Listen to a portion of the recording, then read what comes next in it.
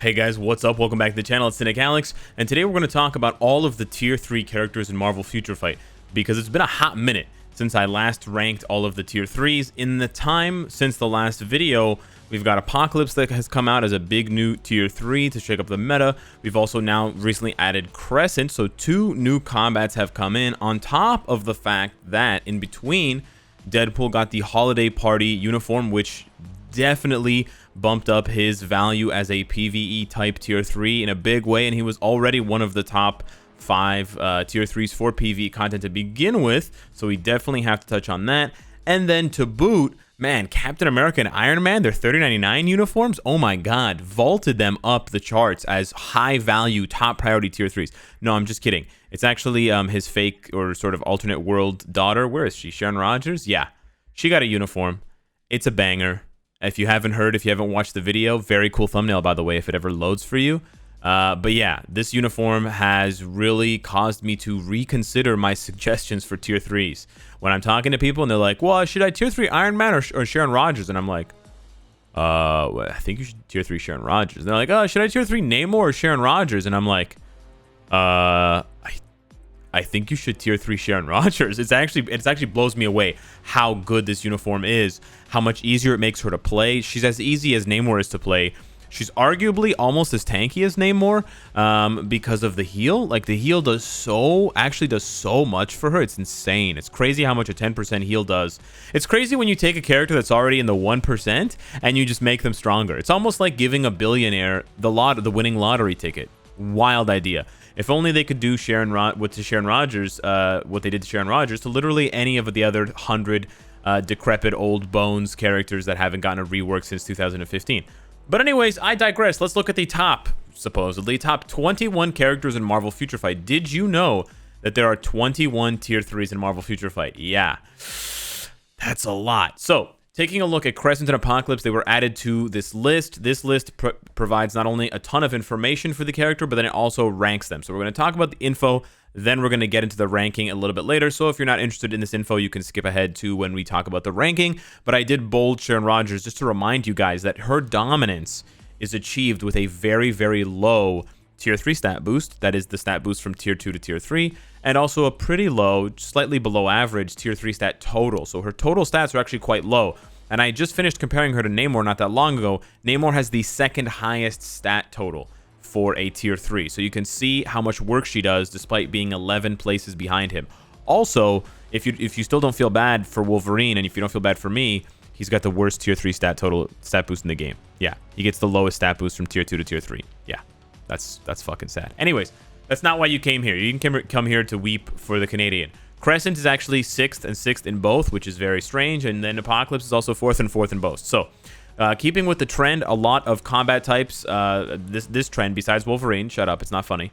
Almost all of the combat types are in the top 10 for both of these numbers. Now, these numbers seem to be similar, but they're actually different because this is, there's no tier 3 stat boost. The tier 3 stat boost is less relevant for native tier 2s because they don't have a tier 1 boost to consider. But, yeah, it's really important to not only consider the boost, which means how much better they get from tier 1, tier 2 to tier 3, but then also what their total is compared to everyone else. So yeah, combat types, that's starting to become their defining feature. Very, very high base attack, very, very high base HP. Both Crescent and Apocalypse, moderate damage on the tier 3 skill, but it's really not going to impress you that much. They're both iframes. I know his has iframe ignore. I don't know if Crescent's has iframe ignore just yet. They both have 80% for almost the same amount of time. It's just pretty standard right now, the amount of penetration. And this penetration includes, barrier, shield, immunity, and invincibility classic. There's only a couple here that don't include all of those. And then, of course, Doctor Strange and Quicksilver are the only ones who don't have any penetration on their tier 3 skill. That's because Doctor Strange is just way too overpowered to have penetration on his tier 3 skill, and then Quicksilver has penetration on his passive, so he doesn't need it. Charge speed is slow for Apocalypse, moderate for Crescent because she has such low cooldown on her skills. You can see he doesn't on the average here. The important tier 3 skill effects, Apocalypse has very few effects. Very few effects on his tier 3 skill. He sort of makes up for that by having a lot of effects on his abilities. So he's got, mind control, damage increase received. He's got self buffs. He's got mind resistance down. Lots and lots of stuff, but yeah, his tier 3 skill has very few effects, like Wolverine's, like Mr. Fantastic's. Actually, most of the combat class has very few effects on their tier 3 skill besides Namor and Captain America, and to a lesser extent Crescent. She's got quite a few effects. I don't understand what the 50% ignore defense is, though. This looks like crap to me. And then the damage of the skill, the average DPS for the skill, and then at the end you can see, well, you can't see it because I can't, oh, never mind, I can scroll. The average, or sorry, best use. I'm not really sure what to use Crescent besides World Boss right now, but Apocalypse can be used for pretty much every game mode. But adding in Apocalypse and Crescent brings our total. My goodness, Jeeves. If you want a tier 3 every single character in Marvel Future Fight, Mr. Whale, how much does it cost? 21,200 CCF. Glaven. If anyone knows what Glaven is from, hit me up in the comments down below. 90s babies, where are you at? Okay, so that is the sort of guide to the tier 3 skill and the tier 3 stat bumps for Crescent and Apocalypse. Above average for both, but nothing too spectacular to write home about. No like misnomers or sort of exceptions to the rule. There's no sort of special Malcolm Gladwell type outliers here. Now let's go to the more interesting part. We're going to rank all of the tier 3s. Tell them, Chuck, what have they won? Well, let's take a look. I went ahead and reconsidered all tier 3s for these lists, and I went ahead and shuffled them all up again. I've made quite a few changes, so we're going to talk about these changes now. This is sort of the meat and potatoes of everything, because this is the application. That was sort of the theory and just sort of the info. This is the application. How are you going to be using these characters? Where are you going to get the best bang for your buck? And in brackets, I've put the best CTP because a lot of these characters don't have the same value or the same efficiency or the same effectiveness without those bracketed words saying either rage, energy, or destruction, or regen, or greed for the most part. So I actually moved Deadpool up 2 spots to number 1 for World Boss Ultimate Shadowland Best Tier 3. The fact that he can do Proxima, Corvus, and Cull Obsidian, those 3 specific bosses, the fact that he can do all 3 of those up to level 99 is absolutely insane. This new uniform is just too good to deny. I'm sorry, Doctor Strange.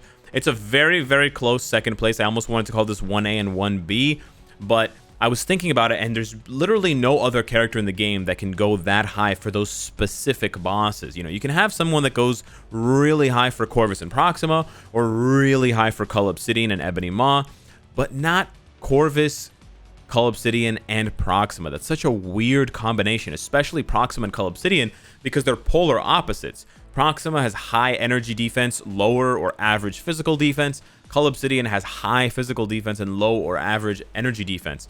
And so it's very, very bizarre, and it makes him very, very unique, on top of the fact that he's super easy to play. It's a 2-skill rotation. You don't even need to use the tier 3 skill. His damage is nutty. I can easily solo into the 70s, 80s, 90s using a destruction CTP. So he is absolutely the undisputed heavyweight champion of the world. Doctor Strange comes next. Sharon Rogers comes next. Yeah, we bumped Baby up. She's an absolute monster. You could use Rage here as well, but I think Energy is going to serve the purpose absolutely fine. Okay, I think some people were panicking that you need to give Sharon Rogers a Rage now. You don't. I just said it sort of casually in a video, and then some people ran away with that idea. Namor comes in 4th. He's just very, very good. Quicksilver comes in next. I dropped Luna quite a few spots because for World Boss specifically, like, she's okay against Corvus, but she has the energy defense that slows her down. She's good against Ebony, of course. She's good against Thanos, but she's very squishy. She's very, very vulnerable to getting one-shotted by Thanos. She can't do Proxima. And then she can kind of do Cull Obsidian, but not really. So it's not that impressive. She does Ebony. She basically does Ebony well. Like, you know, she's like top 5 for just Ebony. So yeah, I'm a little bit disappointed with her. I was also a little bit disappointed with Apocalypse. Again, it's a situation where he can't go that high against Thanos. He can't go that high against Cull Obsidian. So he really just does Ebony again. I mean, he's really good for Ebony, and he's very good for other bosses, but he does slow down in the 60s and 70s, whereas some of these other characters do not slow down in the 60s and 70s. They just keep pushing and sort of bullying and barreling their way through. But he's still very good. None of these characters are bad by any means. It's just comparing them to one another. Like, if you compare Apocalypse to Deadpool, you will see a huge gap in the value and in the productivity, of course. And then Crescent rounds out the bottom here as a new addition. I think she's just a little bit better than Mr. Fantastic, because she basically can do whatever he does, except a little bit better. and a little bit cheaper. She's less CCF. She doesn't need a rage specifically. I did stage 70 with a freaking transcendence. So yeah, the rest of this list doesn't really shake out anyway, any new way.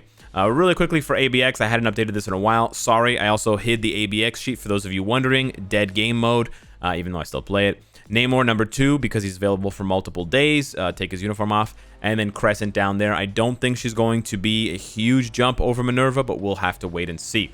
Then we have PvP. This is the other list that got changed drastically. So don't hate me if I've told you 6 months ago to get Captain Marvel tier 3. 6 months ago, Captain Marvel had never been banned before. Now Captain Marvel's being banned every other week. It's bizarre. And on the flip side, again, the tide changes when Marvel Future Fight devs decide to be finicky. Jean hasn't been banned in a month and a half. I want to say a year and a half because it feels like that long. But yeah, she hasn't been banned in like 6 weeks. So I don't really know what to tell you. I told you guys Jean Grey is an expensive tier 3 for PvP because she's banned half the time. Now she's not banned. So I don't know if players complained, if the Reddit boys got to the devs. I don't know, but she's not banned. So yeah, she's number 1, just undisputed. Thanos is number 2. Quicksilver comes in next because he's very cheap, and also he's just very, very good, and he counters the Queen probably the most effectively out of any of these characters. He's probably the best counter to her, and the most consistent since he doesn't get banned that often. Thanos gets banned more than Quicksilver.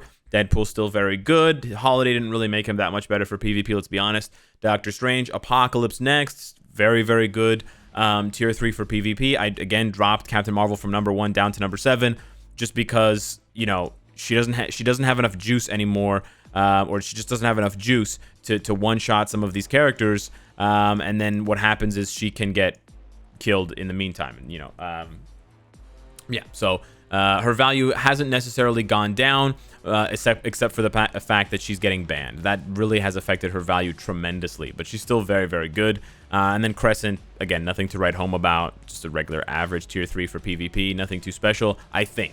This is just my guess, to be honest with you guys. I haven't tested her in PvP. I haven't seen anyone test her in PvP, but maybe she'll move up or down. Who knows? I just need more information. But I would probably put her run-of-the-mill. She's got very high base stats, and so that does help her. She has a lot of effects. She has Reflect. She has, you know, Accumulation. She has Penetration. She's got, you know, Ignore Dodge. She's got Dodge herself, or sorry, not Dodge, Heal. So yeah, she does have a lot of weapons for PvP. It's just if she can make use of them. The clone does make it difficult for her to do well in PvP. Quickly, the best tier 3 for GBR. I have finally acknowledged Luna Snow as our one savior and leader. The speed at which she goes is absolutely insane, but Sharon Rogers is second place, and Sharon Rogers actually might be first. I saw a 1 minute clear with Sharon Rogers that made me want to put her number 1, but I have to experience it for myself against Galactus. I can't actually remember if it was a solo clear at 1 minute or not, but I've done a sub 2 minute solo with Luna Snow. That's 60 million plus damage in sub 2 minutes, which is insane.